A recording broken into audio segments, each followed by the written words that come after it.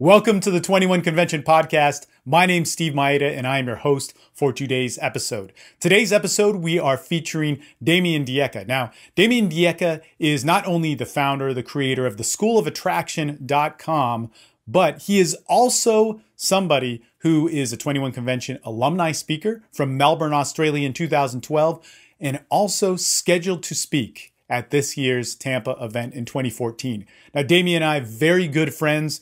We've known each other since the 2012 event in Melbourne, Australia, and we've had a lot of amazing discussions. But this discussion that we talk about today, trumps them all. It's really amazing. We get into the true science, the true psychology about socialization, how our brains work, the neurons that build a map for not only you being a great social artist and a great sexual being, but somebody who can use their mind to its highest level of excellence in terms of life, sales, perception and perspective of the world out there, and just everything you would need to know to shape your mentality to be the ideal man. You'll really be impressed by what Damien says and how he goes about explaining it all.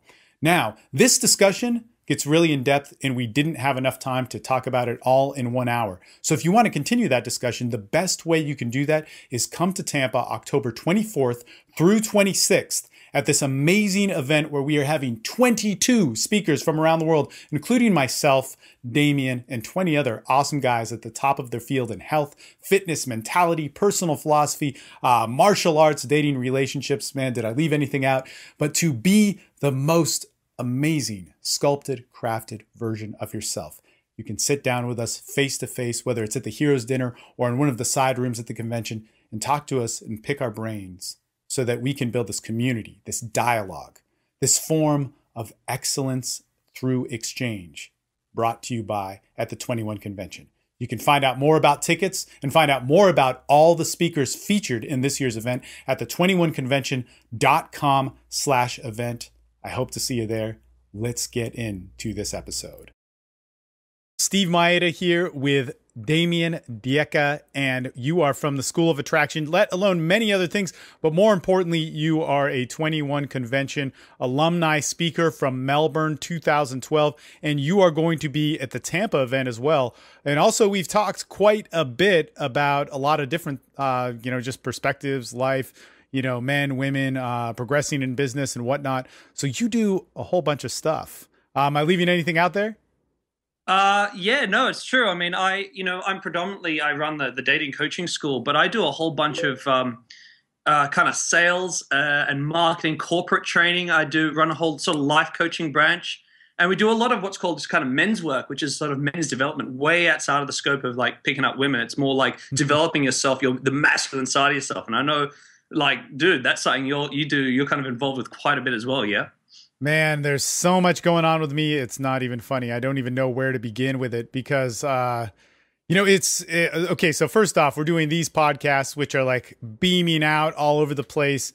And it's such an awesome platform for men to grow and expand upon who they are. And man, the 21 Convention is just such a beast of that. It's much needed because there's so many people that are really looking for that sense of masculinity. So that's an honor to be able to be emceeing this. Anthony always says it's not just a host, it's the master of ceremonies. So anyway, but then also with TSL, the sexual life, and with Venusian arts, there's just a whole bunch of stuff happening.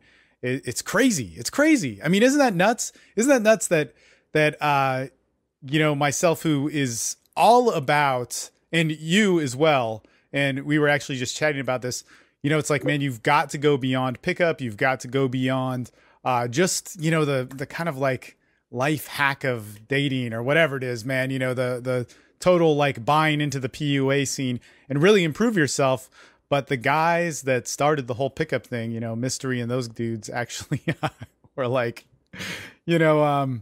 basically asked me to help front their company and rebrand it and do a whole bunch of crazy stuff. So interesting.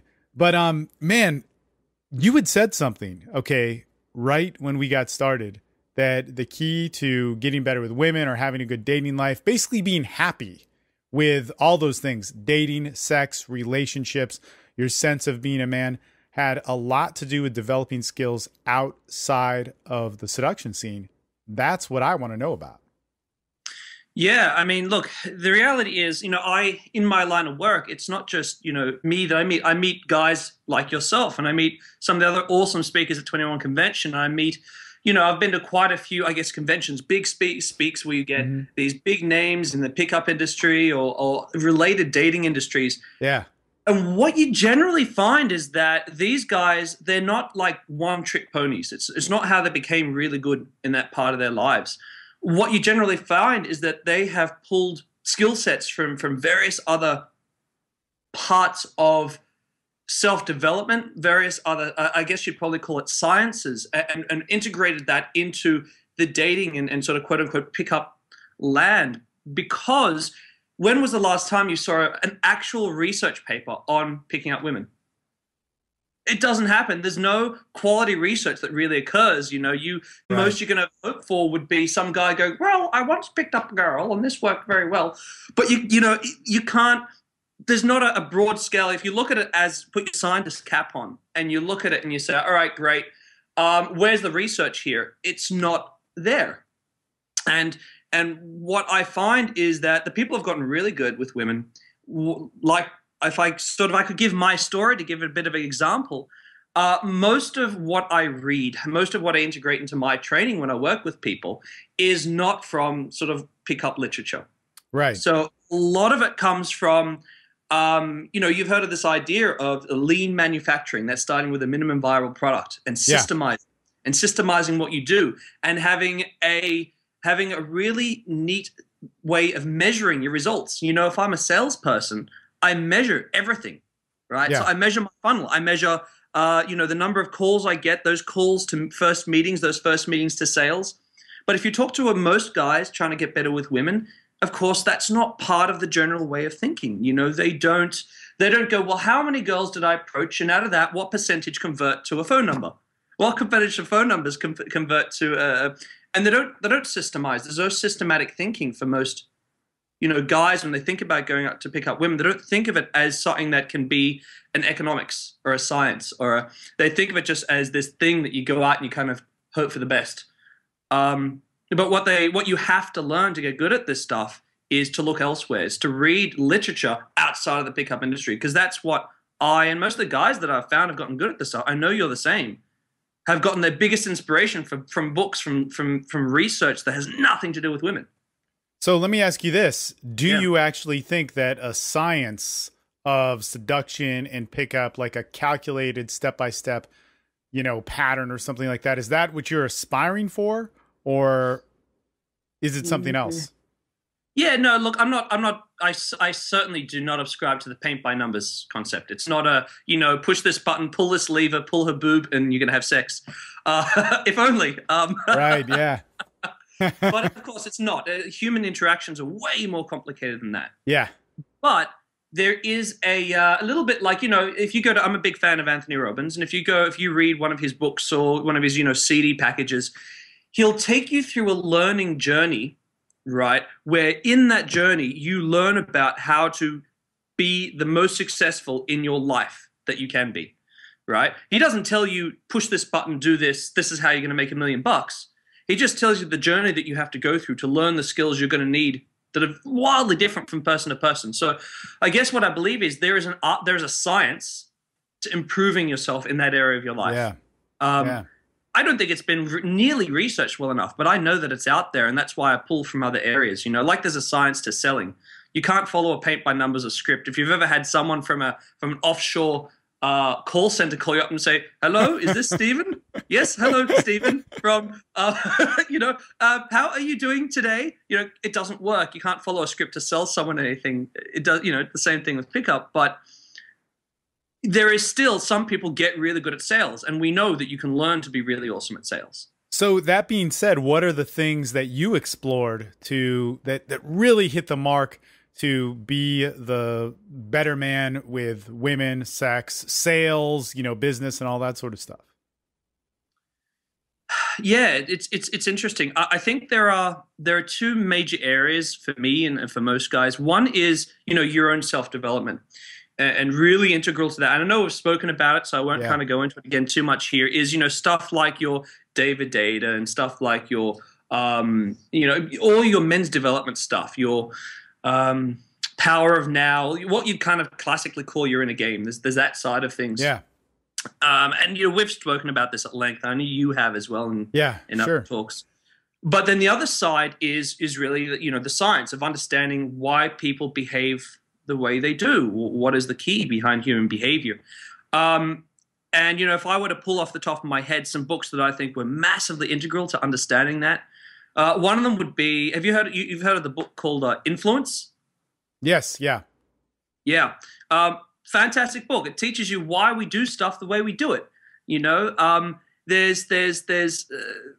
Who else? Have you heard of Daniel Kahneman? No, Fantastic. It's the most boring book you'll ever read, actually. It's the most boring book, and he's got this TED Talk as well. It's the most boring TED Talk you'll ever hear. But if you actually just forget about how boring the dude is and listen to what he's the only psychologist who's won a Nobel Prize, to give you really? Wow. Yeah, that is rare, yeah. But because he did this, what's called behavioral economics, which is the economics of how people behave and act. You know what? Okay, so when did he win a Nobel Prize? Was that in 2008 or was it more recently? No, because I think I may know a guy who worked on that team, who's a professor of economics and psychology at Cornell. But that's the right area, I think. Yeah. So it's Tversky, but Tversky died before the award was awarded. Yeah, no, man. No, Dan, amazing guy. Actually, he's friends with David Tien and some of those dudes as well. But crazy. No, man. So this is very interesting because the economics of psychology is something that really has not been explored and looked at. And when you were describing that book, I haven't read it. I haven't read Influence or the other guy that you mentioned who won a Nobel Prize. So I might know somebody who knows somebody. But basically the thing is that another book like that for me was Social Intelligence and Daniel Goleman stuff, or even Paul Ekman stuff, because it's so tremendously you have to be a fan in order to get into it, even though they are well written. But it's just not that, it's not the normal stuff that we would talk about or see as entertaining. And that sort of the way that people communicate, and this is actually an interesting thing because when you were talking about seduction and the pickup scene, that there was no real science to it, no real numbers about it. And but also at the same time, I believe that socializing and sex are such an organic thing that there's so many things complexly happening, but we make up myths about why they happen. Right. And then we say, oh, it's all because of social value that this girl likes you. Or, perhaps, there might be something in terms of sales or business or corporate life of why we do things. And they're totally not true. They're not of the nature of humanity, and they're of, some sort of, very real interaction or consistency within our culture. But if we don't get to the truth of it, then we build a lie. And that's when we start of course, people with more money or more attention get more attention and, might have the pick of the litter in some situations. But that does not mean that it's making sex happen. That does not mean that it's making socializing happen. And that definitely does not mean that fulfillment of social and sexual behavior is happening either. So we really got to get to what that truth is. What were some of your biggest revelations when you were looking at, these kind of behavioral sciences? Yeah. It's hard. I think one of the big things, and this is one of the big things I got from Kahneman as well, was the notion that, a lot of his research was around this idea that humans, and of course, not just women, but they've got a fast and a slow, there's two sort of brain systems that operate, Yeah. They're basically, I can say to you, what's 6 plus 5, and your brain goes 11. Yeah. Right. Or if I show you a picture of a girl, within seconds you've worked out what sort of girl you think she is. You didn't have to really concentrate that hard. But then there's another part of your brain that if I ask you, what do you think is the meaning of life? And you kind of had to sit and you got to think for a while, and you kind of have to come up with a rational argument. That's the slow thinking brain. Right. Yeah. And the understanding that we've got these two. Now, to give you an example, if I talk to a woman, there are certain questions I can ask her that are going to activate her fast-thinking brain. There are certain questions I could ask her that are going to activate her slow-thinking brain. Right. And understanding that the fast-thinking brain doesn't use logic. Understanding that the fast-thinking brain basically works on emotion. And if you want her to overthink what's happening in your interaction at any point in time, you ask her slow thinking questions, because that will cause us to think deeply, reflect, come up with a rational debate.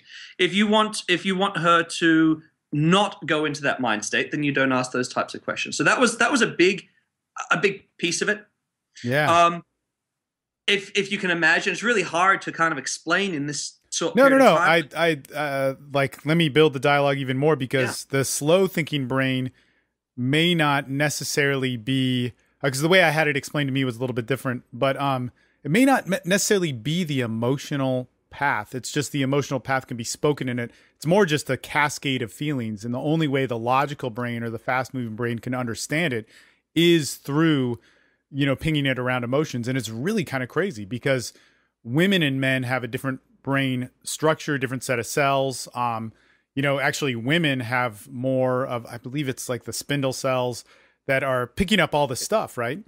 And, it's almost immediate, and it works actually very quickly, but then our amygdala can't process it. And so basically there's the amygdala, and this is still very theoretical, but the science behind what you're talking about is for real stuff. I mean, it's crazy. They did experiments with people who were blind, but their ocular receptors could still see stuff, but it wasn't processing to the logical part of the brain. And just how it was science, there were consistent interactions with it.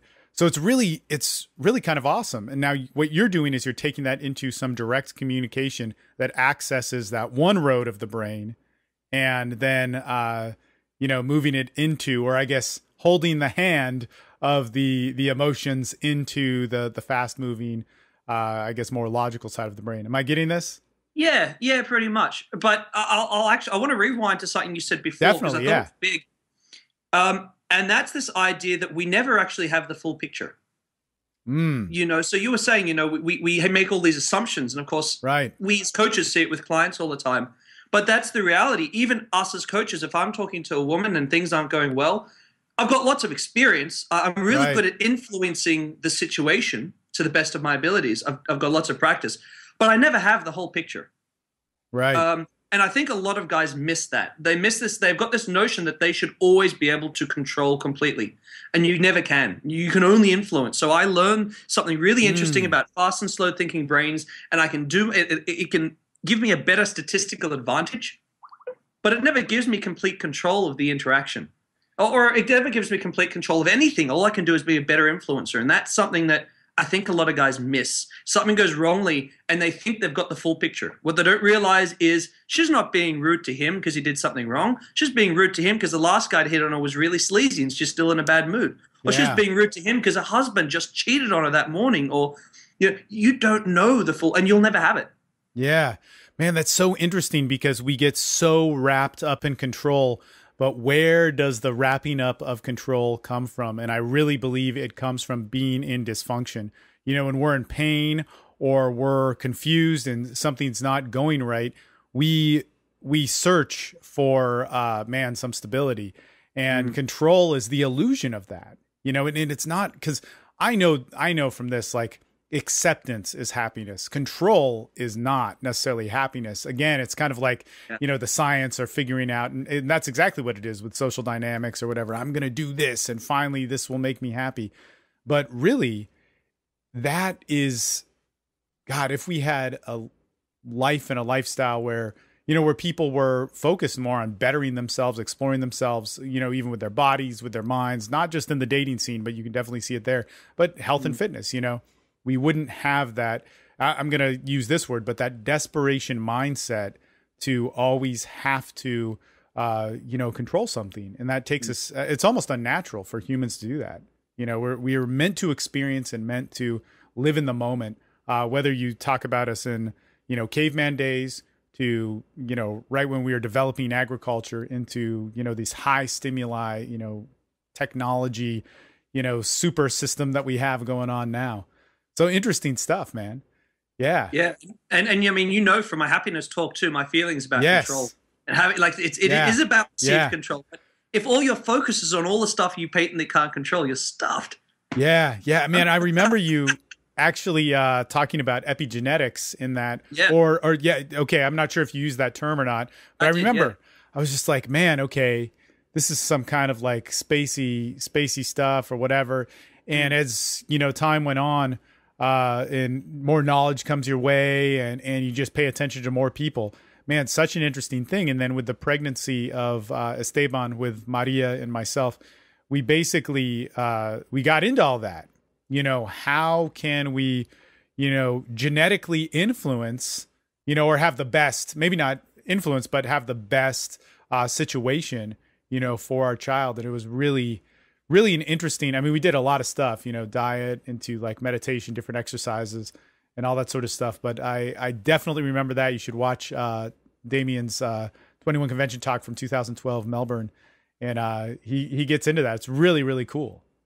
Epigenetics is awesome. You know how like your son can have certain genes, but depending on what you do before he's born, it'll get expressed or not, right? Yeah, and actually, you know, this goes into something like even way back when, like epigenetics and what you were explaining at the convention there. Like I said at the time, was kind of confusing. I was like, all right, you know, is this for real? Or, you know, it sounds good. And then I just heard a ton of people talk about it, and some of the great health minds that I really pay attention to really focus on that is a big deal. I actually just did a podcast with an amazing guy, Ted Rice, and he was like, hey, but look, the one thing that's for certain, the one thing that we do have proof over is humans are wrong all the time. So don't, you know, they're like, you know, yep. But, so he was like, look, you know, don't put all your eggs in one basket, live a good life and be well-rounded. And that's, but, the thing is with that, I remember years ago reading something by Dr. Andrew Weil, who I don't know if you know who he is, but he's the bearded guy, and he's got kind of like he's a bigger dude, but he's always talking about health. You know, he's a medical doctor, and has definitely been doing it for a long time. May not be as popular now, but he had actually talked about the cellular change that happens and how, you know, that affects your DNA, and that senescence, a cell only regenerates a few times, but it can distort. And that changes your brain chemistry. That changes, you know, even the cells in your skin or whatever. And, you know, how cancer can come from that. And it's just such an interesting thing how we are this entire organism that now we're seeing as dysfunction as the norm, you know, sickness or God, whatever, you know, a different way of thinking. And, you know, then we get into all this like, okay, now I'm going to do the reaction to that. So I'm going to be super healthy. It's just a funny thing, man.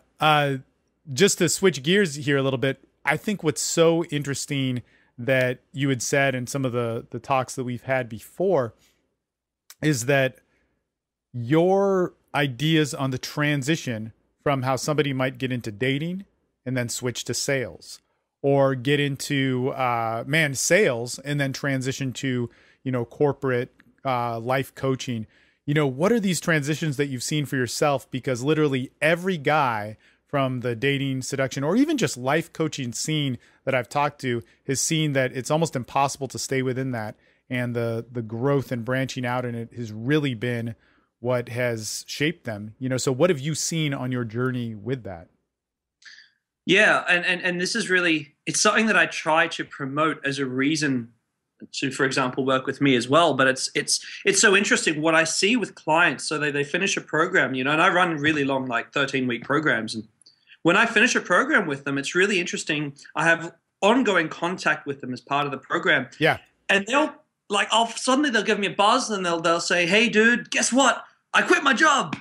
I'm like, cool. Why? It's like, well, I asked my boss for a raise, and he said no. And I told him, I'm out of here and I'm gone. You know, and it's so common and it happens so much. And it's because what you're learning, and it's not just sort of if you're learning to get better with women, you know, it's if you learn to master something and get really good at a skill set.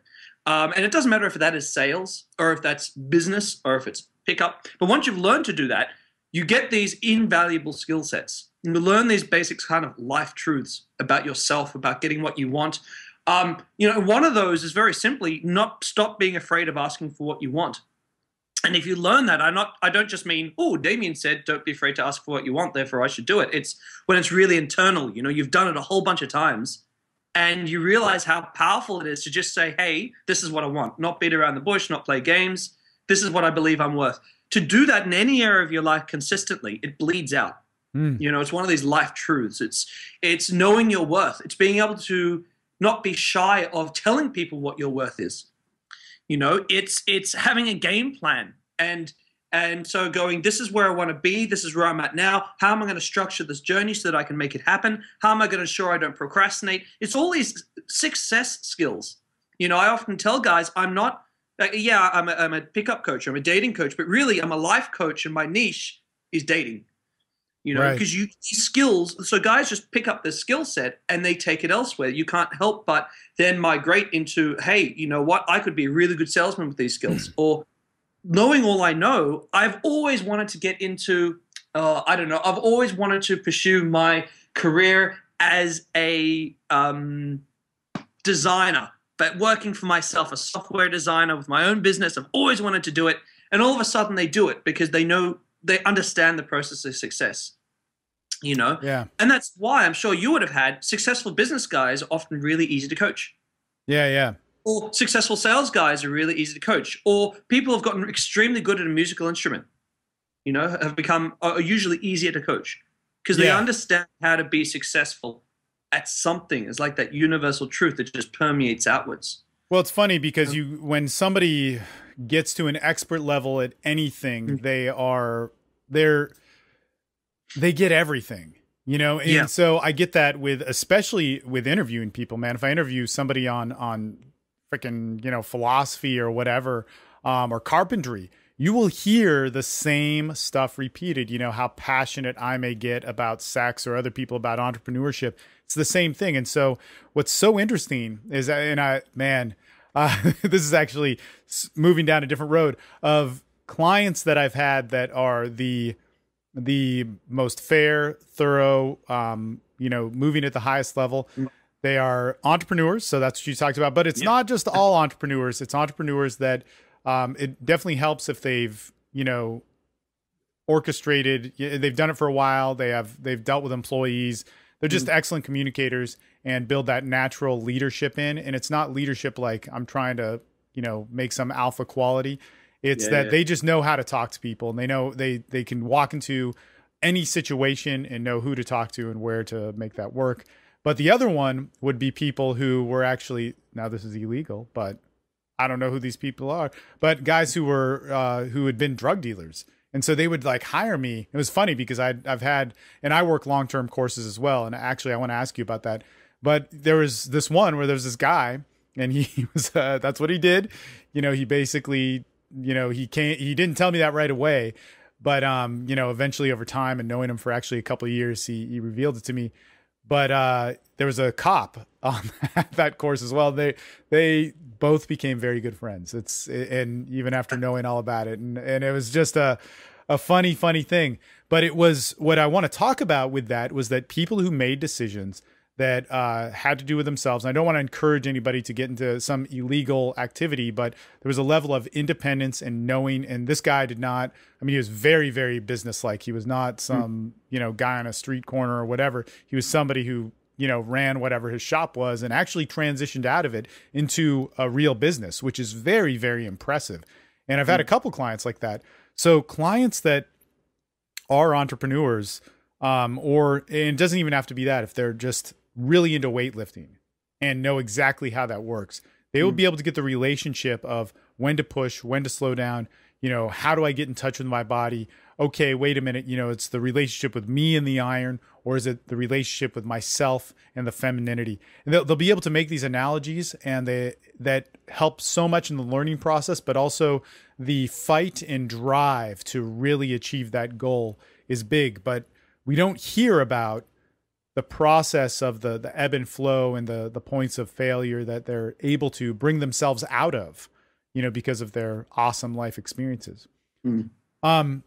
What I wanted to ask you, so you have 13-week courses. That's awesome. Okay. Yeah. Let me ask you this. Do you think, I mean, like I always wonder when people have workshops and stuff like that, man, do they, I really think that the only way to see a person change is in that long-term process and with a lot of connection. And you mentioned both of those things. How did you come to that, and why did you pick that teaching path and style? Yeah, so look, for me, it was, I, as many people do, have experience in the past of picking up a really awesome book and going, wow, this is changing my life. And then Monday comes and everything's back to normal, or I have experience of going to a really amazing workshop for something, not necessarily pick up, but just something. And you walk away going, holy shit, I've seen the light. Amen. Yeah. And then, Monday comes along and life as usual, nothing changes. And, that was, of course, part of my core experience. Another part was the understanding, education, the way the brain functions, as you probably know, is a huge area of passion. And I understand that to learn something new, to change a behavior is so rare because it's actually it requires consistent effort. Yeah. If you have a stroke, a minor stroke, and part of your brain is damaged, that has to do with your ability to speak, it requires tough effort to learn to speak again. It's the kind of effort that might be, let's say any listener mightn't like writing, hates writing, maybe writing essays or writing. Right. I used to hate it. And it's almost frustratingly difficult to try to write something if you're not used to doing it. Or, it might be, guys, to tease someone is really frustratingly difficult to think of how to tease someone. So I know that in the beginning when you do something different to change your behavior, it's tough. And in fact, it's annoyingly, frustratingly very hard to do because you're trying to use your brain in a way it's not wired to do. And I guess I learned that basically the way the brain works, it just requires lots of repeat firings. You go to rehabilitation after an accident of some description, you got to go regularly. I know when I read, there was a really great book about neuroplasticity and the way the brain wires itself. And, it's again, the people who the more frequently you go right after an accident or the more frequently you go for rehabilitation, the better your brain is going to rewire and rewire amazingly well. We can do incredible things. But if you don't go often enough, if you don't go out consistently enough or you leave big gaps, then your brain can never rewire itself. So there was kind of the science behind it that I understood too. So what I knew was that if I wanted to get a change out of guys, I had to somehow force them to take action, to actually do the hard stuff they don't want to do consistently for at least a few months. I knew that was a necessity or no one would ever get the results that they wanted. You can't get a change in behavior any other way. And I know from myself, and I'm a bloody driven guy, like I really push myself hard, probably too hard at times. But I know even then, if I don't have someone to push me, as driven as I am, I can let myself off the hook. So I guess what I knew was that it wasn't enough just to tell guys, you got to put in 3 months worth of work. I had to literally grab them by the scruff of the collar and say, go, go. They have to be consistently pushed and prodded, and otherwise nothing happens. And so I guess I realized that, and I keep revising it more and more because I learn more and more about how to make things stick internally, I mean, another big one, of course, is just being surrounded by guys who are as dedicated as you are. I always say to people, if I picked you up and dropped you in a house full of guys or girls, people who took massive action to get what they wanted in life, that'd be the best thing you could ever do with someone because you would just adopt their behaviors. You'd adopt their mindset of just pushing for what you want. But that's I guess how I came about it. It was my experience. And I guess I'm very, I love the idea of doing something differently to what everyone else is doing. I love seeing what's there and make it heaps better. And that's kind of what I tried to do. No, cool, man. I also, you offer a tremendous amount of service as well. And, man, I almost think coaching without some sort of community or, access and contact is really, really, I mean, there's a difference between information, there's a difference between experience, and there's a difference between interaction. And human beings, I think, are so fundamentally wired to connect. It just makes everything work better. It puts our minds in its healthiest mode, Yeah. Yeah, I mean, you look at religion. Religion's done well for a reason. I'm not religious. So then I said to myself, well, what's the psychology behind why religion does so well? And we want to be part of something. We want to be part of a group. We crave that. Even people like me, I always consider myself an outsider or a loner. But humans, we like being a part of something bigger. We love that shit, that's if you want to research, like the Nazi movement. Well, why did the whole country get involved? And right. Because it's such a core human thing to be part of something bigger. It's what everyone wants. And yeah, you're right. Community is a huge piece of that. So when you talk about drive and pushing yourself in that sort of way, I think every person that I know that has their own business or is, and it doesn't even have to be business. You know, that's one thing that I want to make clear here. If somebody's just really into something, whether it's a musical instrument or some sort of hobby, man, it's very easy to get carried away with that. And you spoke about this drive that you have and that being around the right group to push yourself. Where do you find the balance with that? Because that is, I think that's the real art. You know, how am I not, you know, pushing myself too far to burn myself out? And actually, I remember talking to you at the beginning of the year when it went from 2013 to 2014. You're like, man, I'm taking 2 weeks off. Taking 2 weeks off because this year I'm going to go crazy. And I just want to be mentally prepared. So where's that balance for you in finding out that right lifestyle? Yeah, I struggled. I had no life for the first 2 years of business, and I burned out badly, and it hurt me. It almost ruined my relationship with my partner. For me, what I've learned is that I actually have to forcibly plan time to have fun. I have to forcibly plan time to have a social life. I have to actually plan time to see my partner, because if I don't, it's really easy to become unbalanced. Yeah. You know, guys, a lot of guys have this ability to become like a dog with a bone. You know, women too, but testosterone makes us more prone to this, to becoming addicted to a single-minded task. Yeah. And it'd be really easy to have that invade your whole life. If I've been working all day, I step away, it takes me an hour to recover and become normal and social again. So one of the things that I learned was that I had to, every week what I do is I literally structure my life to the half hour. Really?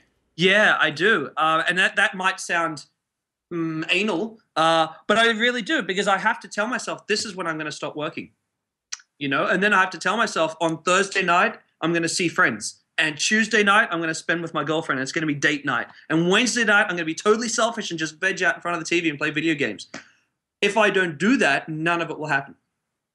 Nice. Because what I find is that it's overwhelming. You can really, I can only be obsessed with one thing at a time. Yeah. And if I don't give myself the space to have balance, I won't take it for myself. And I know a lot of business people in exactly the same boat. It's really easy to get unbalanced, and it's not successful. If I have a big business, I'm not successful if I'm overweight or unhealthy. I'm not successful if I haven't got a good relationship with my partner, or if I haven't got good friends. I'm not successful. I'm just good in one area. Right. Man, Yeah. you know, it's interesting because a lot of entrepreneurs, a lot of business people follow the same mentality that you have, but it's so, one of the reasons why I like the podcast and the 21 Convention podcast is just the diversity in general, because we're talking to such a huge group of people. And I think like where I found this was, you know, a lot of this so much comes to me through the seduction scene, you know, in what we were talking about, you know, mastery or experts. When I talk to somebody in the fitness scene, you can see the same discoveries happen. But I found a lot of people being really calculating about how they decide to do things, scheduling and all that sort of stuff. And for me, I'm the opposite. I have zero schedule. I just work, as you know. I mean, this is a crazy story. Damien and I have done 2 podcasts. The first one, I missed it like 4 times. But and what's crazy is in between then, I've easily done at least 20 interviews between then and now. And, you know, no problems with scheduling, real easy, no big deal. But screwed up your schedule. I can't believe it, man. It's uncanny. But you know, I follow that different route. But what you see, especially with when you look at diversity, when you study this stuff, and you shouldn't study mastery, you should study what you're passionate about. But when you study that, you see different people do things in such different ways. Who would have known? I mean, I've known Anthony Johnson, the CEO of the 21 Convention, since 2008. Who would have known this convention would be you know, powerful and changed so many people's lives? And God, man, he just wanted to put the stuff out there. He's like, let me just put the stuff out there. Let me put it out there. I believe in it. I believe in it. I believe in it. And, you know, in that sense, you know, doing something that nobody had done and that nobody could do on the level that he's done it, especially in the way that he's done it, the success actually taught him something. And, man, you know, that's something that actually I was thinking about today. What was the first success that you had that made you go, bam, I'm going full-fledged at this? Probably um, for me, it would have been my first three clients. I still remember them. The first three guys that I ever And how had. long ago was that? Well, that was Jesus, 6 years ago. Yeah. So Awesome. here was the problem for me getting started was the notion that I could pull something out of the air and charge someone money for it. They'd pay me, be happy that I gave that to them, that I invented out of thin air.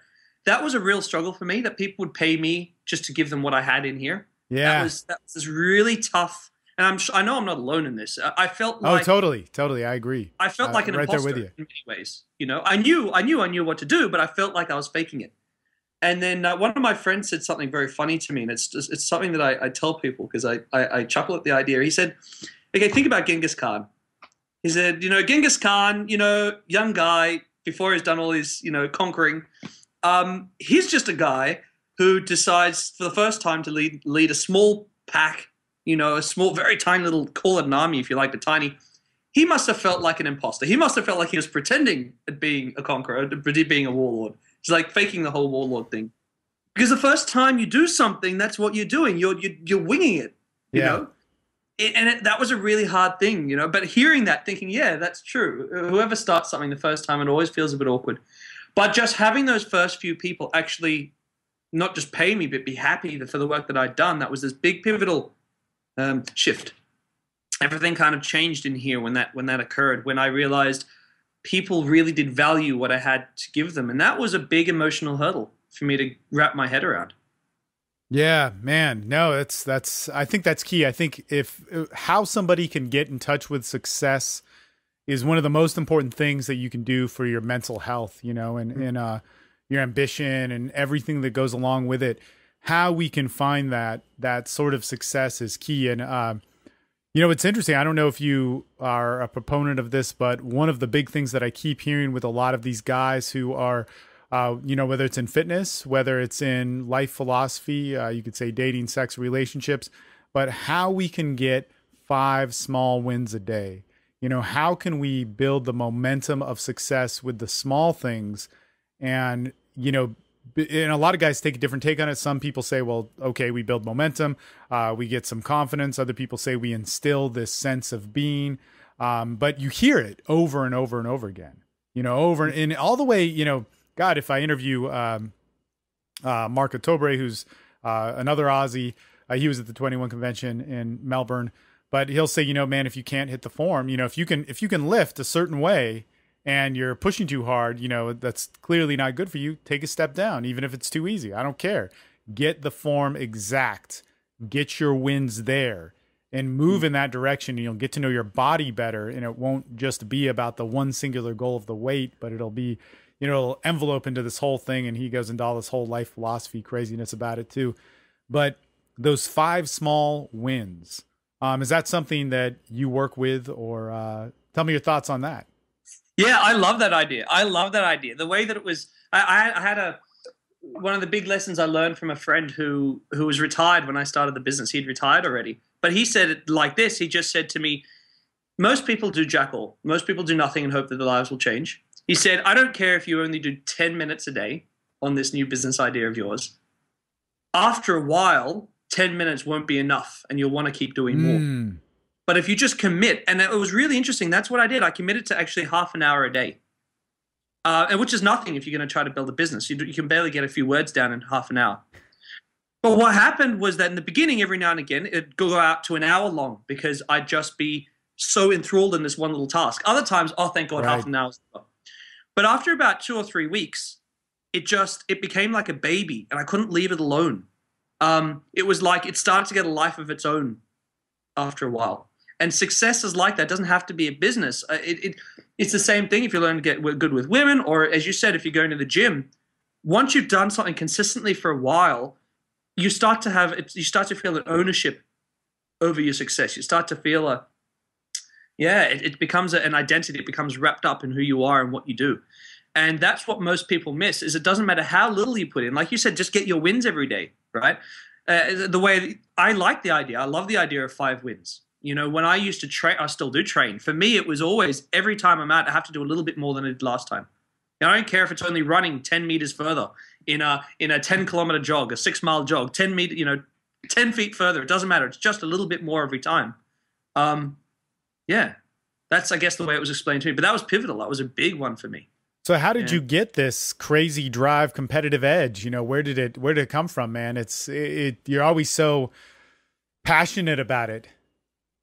Yeah, for those who don't know my history, I used to suffer terrible panic attacks and depression for years that kind of left me trapped in my room for a while. And when I was there, it was, for me, the thing that kept me going and stopped me, I don't know, trying to hurt myself or doing something else, was the notion of one day it'll all be better. It was the notion of one day I'll get out of here and I'm going to show the world why I'm not just this guy who's trapped in his room. So that kind of, every time if I start letting myself slip or letting my life sort of fall backwards, I think about that guy, and I think about, I owe it to him for all the suffering that guy went through to make something of myself now. It was kind of like a silent prayer that I would say to the powers that be, and get me through this and I will show the world what I can do. And I do know that most people have had a shit point in their lives where something like that has happened. They've had this conversation with themselves, just get me past this. And I swear to God, everything's going to change. It's like the bounce point, right? It's like, well, you just hit this low point and you swear to God, everything's going to change. It's not a religious thing. It's just you hope with all your hopes. Yeah. But, I think there is something to be said for the outlier effect. A lot of people take a lot of comfort. They wrap themselves up in the blanket of comfort, which is, I'm like everybody else. So all my friends and I, we're the same ilk and we look after each other because we're the similar and we're the same. I never had that. I've always felt like a loner. I've always felt like an outlier. The benefit to that, it sounds very lonely, but the benefit to that has been in business. I'm not afraid of being different, unlike everybody else. And I think that's actually a fear for a lot of people, is to be radically different from all their friends around them. Feels like it'd mean they'd have to be isolated and lonely. And I think that is a part of it for a lot of people. They have to be comfortable being different, being unique. It sounds really stupid, but that really is, I know it's a big part of it. Yeah. So, I mean, look, man, what I would say what gives sex and relationships their value is the uniqueness. I mean, if I am connecting with somebody on any level, with rapport or with, a deep sexual connection, it is so dependent upon what they uniquely feel in that moment about my unique qualities. And if I am different, it tends to have no value. You hear this like big time with women, but men, when they are sexually active and they're having sexual interactions, if that doesn't happen, you will see like a big emotional, uproar happening. But, man, what the hell happened to you? If you were somebody that was so riddled with, I guess you could say, anxiety, social anxiety, panic attacks, what were your first steps, to get you to get out of that mode? Yeah. For me, it was kind of exactly what I brought across to all my other coaching. It's kind of stage one for me, but that was literally, there's a couple of things. One, I had absolute faith that I kept working on something. If I kept trying different strategies, eventually I'd find a way through. But the other thing for me at the time was I had a lot of time on my hands. So what I ended up doing was I started to keep a journal, right? Basically to track some sort of measurement. So what I'd do is I'd journal how I felt every few hours throughout a day. And what I'd do is a week at a time, I'd make a certain number of changes to how I'd behave, whether I'd meditate, whether I'd exercise, and I'd just measure over that week what my shift in emotions would be. So it's the beginning of testing and measuring.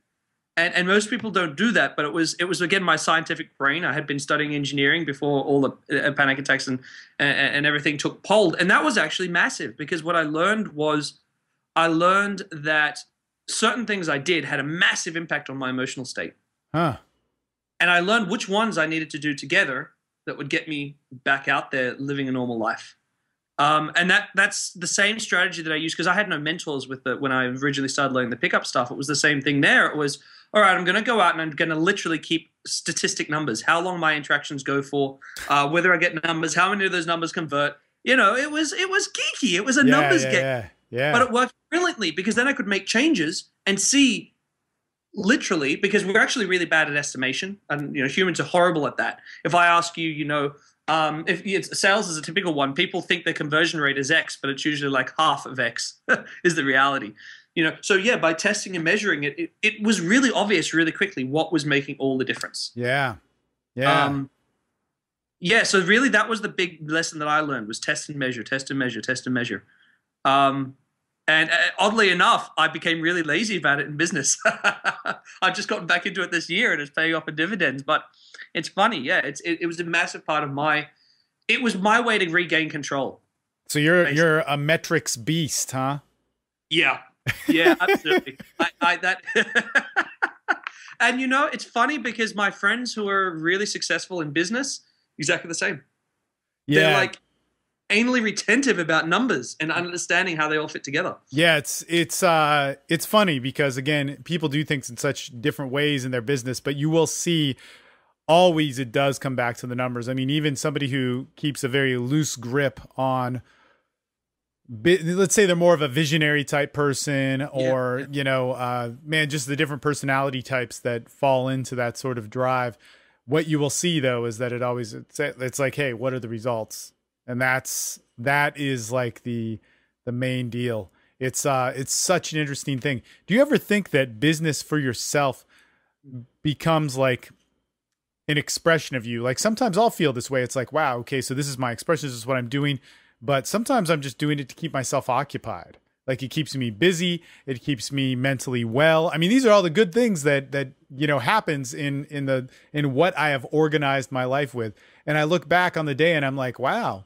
Okay, I made some money. Okay, I didn't make some money. Whatever happened in this day, but it's like, wow, okay, what an awesome thing. I kept myself busy and entertained in this sort of, I mean, shoot, man, today, this will be, 3 or 4 hours of talking to people. It's so cool. It's awesome. Keeps me on spot. But, do you ever think that with business and expression, it has that sort of feeling of like, well, wait a minute, I'm just playing this like awesome little game with myself. You know what I mean? Yeah. Actually, what I always tell people is I say, people, look, 6 years ago, I paid $2,000 to get on this ride.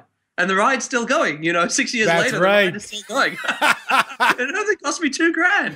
Yeah. No, man, that's usually that's how I explain it to people. It's true. And it is like, like I call it like the splitting and testing and but at the end of the day, it's like a game, like everything that you're doing. If you realize that you're not going to actually die, you'll take hits and things will go wrong and up and down. But if you realize it's the same mentality of, if it's a game, if it's just a curiosity instead of I have to win, but it's more of a, I wonder what's down this alleyway, or, what happens if I try to jump over this crevasse? And it is. That's a very healthy mindset to have in business. I think it's very dangerous when people like have to win, which a lot of people have. And I think it's, but I think it was interesting what you said before. You mentioned that different people have different mindsets when it comes to business. Right.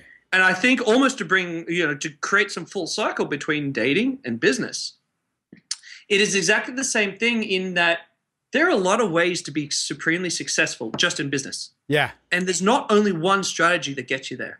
Right. What I often say to guys with picking up girls is you're not supposed to mimic me. You're supposed to find your way to do it. Yeah. And it's the same thing with business. You should be watching lots of successful people. What do they do? But then only take what matches your personality. If you are creative, visionary, if that's kind of what you identify with more, you're probably going to hate looking at numbers all day long. Right. That's not what's going to inspire you and lift you to greatness. You got to find your own way to get there. And I think that's it's the same thing with being good with women is don't just take one person and mimic them. You'll never get there. It's illogical because we've got different personalities. We're driven by different needs.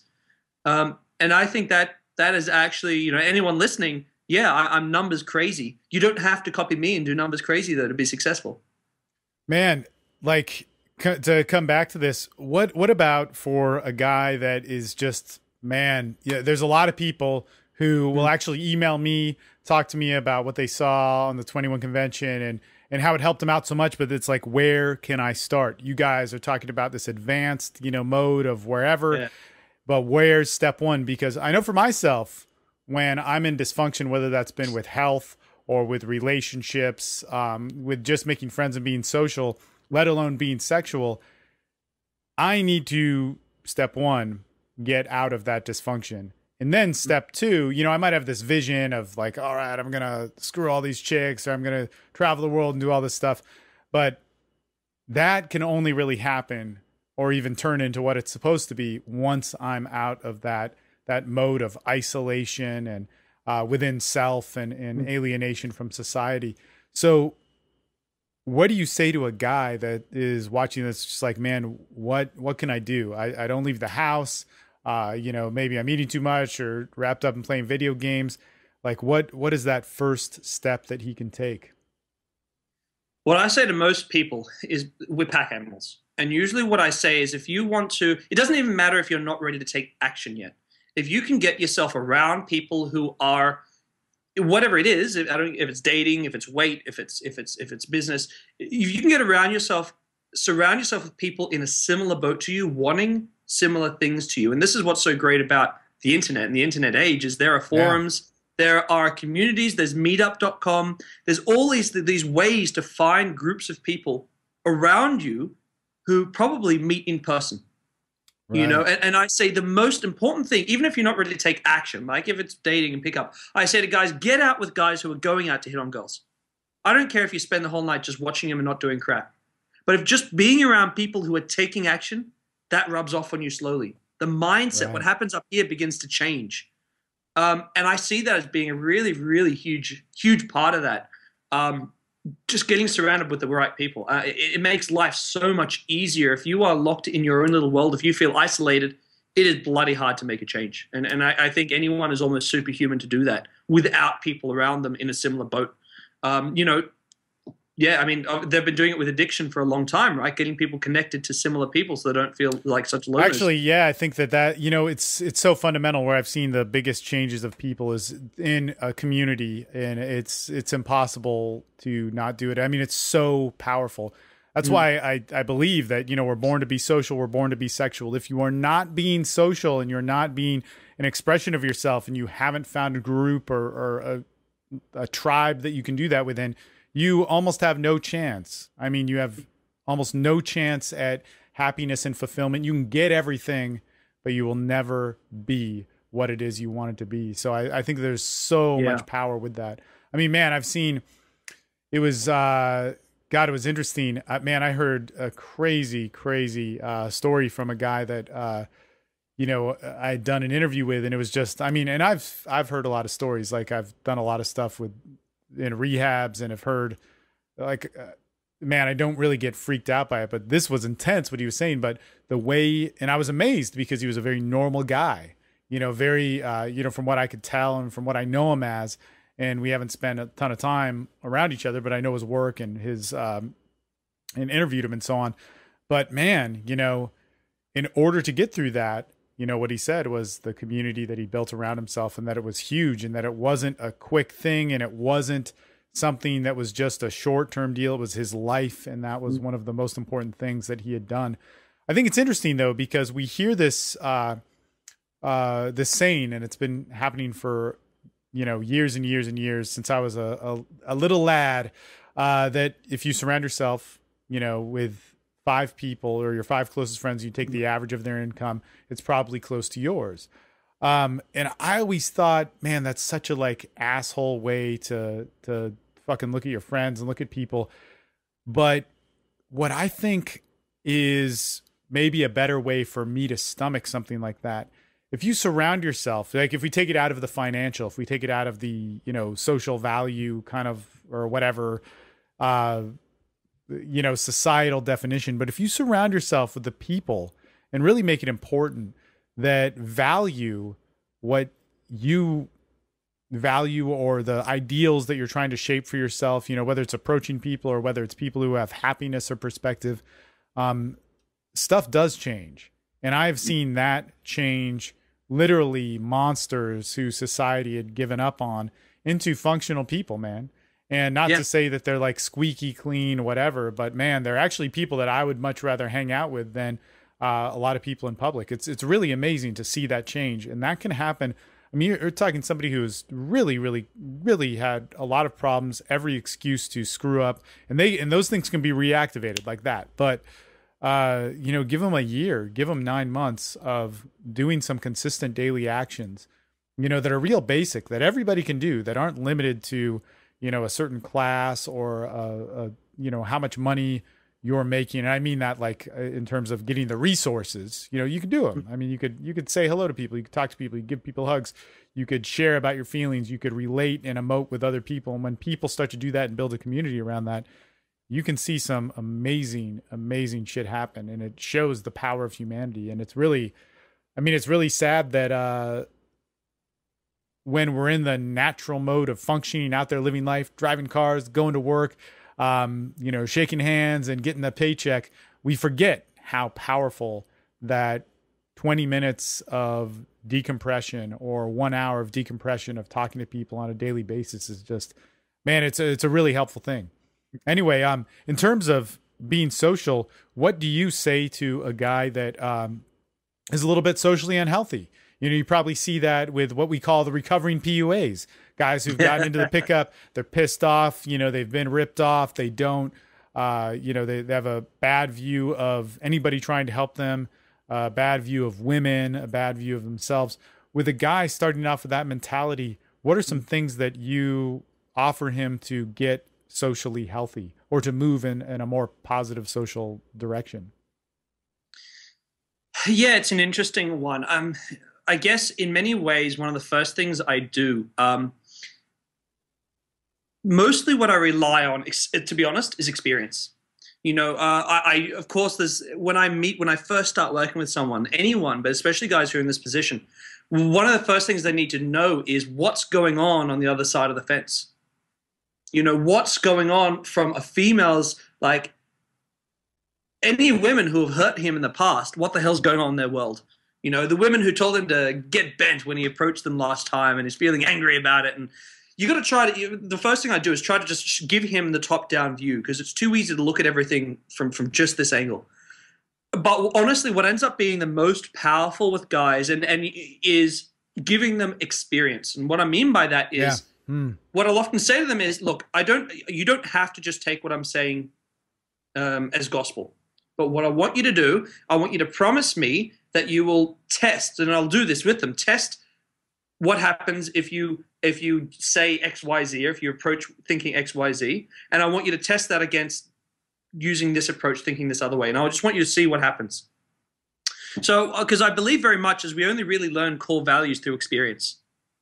So, to give you sort of an example, you know, if I have a guy who's got this belief that they have no concept that what happens is a lot of guys give out numbers and never call girls. Most guys have no clue that this happens all the time. Yeah. And so why would girls be jaded? I want her number. I'm a nice guy. Of course I'm going to call. One thing I can easily do, which is just massive for a lot of guys, I can get him into an interaction with a woman, and what he has to do is ask her, hey, can I ask you, you know, is this something that actually happens where, you know, you can be out and guys will give you, like, you'll give the guy your number and he doesn't call? Does that actually happen for real in real life? And of course, if you ask this a group of 4 or 5 guys, they're all like, oh my God, you have no idea how much this happens, blah, blah, blah, blah, blah. And all of a sudden, this guy's like mind blown because he has this experience where he can see and feel real women who aren't trained to say anything have this massive reaction of, oh my God, okay, there's pain on the other side of this fence as well. So that's one of the biggest things I actually try to do with guys is give them experiences like that. Rather than just have me go, no, this is how it is, and I'm God from up on high telling you. Yeah, it's so interesting, that exchange, man, when people start to have that sort of empathy. And what I mean by that is just the exchange. It's not necessarily like, it doesn't have to be good or bad, but when people can exchange with people and feed off each other and feel what one another feels, this sort of, this different, you know, there isn't judgment in that. You know, we stop being angry and resentful. And of course, those like big long-term things that are more deep-seated in us might take a little bit more unearthing, but it's very easy to just be in the moment and not have to have much more beyond that when we can build that human exchange. I mean, it's just very, very powerful.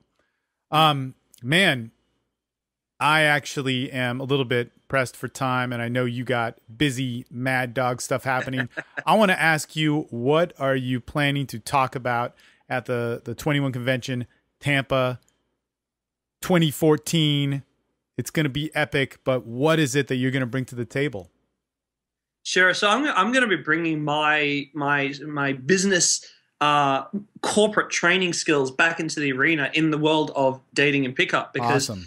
what I want to bring in is that most people, when they go out and they want to work on getting better with women, they waste a huge amount of time, because what they don't do is think in the same way an entrepreneur would think. What they don't do is have a plan of attack, understand how they can get the best results the quickest, and start relying on quality systems for themselves. So it's really what it is. It's a look at why most people are too lazy to put in the little bit of work required before they go out to get massive, far better results than they ever do. Because you and I both know, guys who go out and practice on their own, often they can go out months at a time and not make any difference in the results they get. Yeah. So it's really about what they're missing, what the core thinking is that they're missing that no one ever gives them, because it's not an integral part of the pickup community. So it's really taking a skill set like we talked about today from a completely different area of life, top entrepreneur skills, and bringing that back into how are you going to use this skill set to be better with women. Nice, nice. So, man, really building that foundation. Yeah. Cool stuff, man. I'm like totally excited to hear it. And actually, especially in following you in the 2 years since it's been when we first met, man, some cool stuff. You have that awesome video. Everybody needs to watch this video. It's the School of Attraction ad. I don't know where they would find it. I saw it on Facebook, but it's awesome. How can people find you and get in touch with you, and what's the best way for them to start interacting with you? Yeah, for sure, dude. I reckon the best way is they can check me out at schoolofattraction.com.au. But we are it's a soft launch, so you're actually the first person to hear about this. Schoolofattraction.com. The book that I wrote, it won awards over in the States. We didn't even know. We won awards. We just got emails like, how did that happen? That's cool. So people are loving it. It got to the top 10 in men's development in Amazon. So it went really well. We've actually put the whole website is this book. So you can actually, it's like this massive resource online now on schoolofattraction.com. So, if you're going there now, the website has only had a soft launch. It's got still little nooks and crannies, which aren't perfect. But, consider this a bonus for anyone watching. It hasn't even been fully launched yet, but it's all up there. That's probably one of the biggest pickup resources free available on the net now. So I would certainly direct people there as well. So schoolofattraction.com for the book, schoolofattraction.com.au, especially if you live in Australia, check out our programs. Awesome. Cool, man. Awesome talking to you, man. Can't wait to see you in Tampa. We're just a few weeks away, and man, it'll be good times. Yeah, I'm looking forward to it, buddy. Cool. Later. Take care, Steve.